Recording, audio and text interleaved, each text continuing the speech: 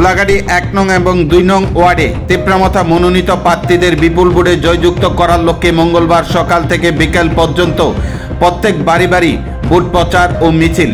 উপস্থিত এলাকার বিধায়ক সহ অন্যান্যরা। জানা যায় আগামী ৮ আগস্ট স্তর পঞ্চায়েত নির্বাচন এবং ১২ আগস্ট ভোট গণনা, সেই দিকে লক্ষ্য রেখে গোলাঘাটি বিধানসভা কেন্দ্রের অন্তর্গত ১ নং এবং ২ নং ওয়ার্ডে তিপ্রামথা মনোনীত প্রার্থীদের বিপুল ভোটে জয়যুক্ত করার লক্ষ্যে বিধায়ক মানব দেববর্মার নেতৃত্বে প্রত্যেক বাড়ি বাড়ি ভোট প্রচার ও মিছিল অনুষ্ঠিত হয়। এদিনে ইয়ত ত্রিপুরা ফেডারেশন এবং ত্রিপুরা উমেন ফেডারেশনের নেতৃত্বদের উপস্থিতি ছিল লক্ষণীয়। প্রত্যেক বাড়িতে তিপ্রামথার এই ভোট প্রচার ও মিছিলে জনগণের ব্যাপক সাড়া লক্ষ্য করা যায়। প্রত্যেককে আনার চিহ্নে ভোট দিয়ে তিপ্রামথা মনোনীত প্রার্থীদের জয়যুক্ত করার আহ্বান জানান।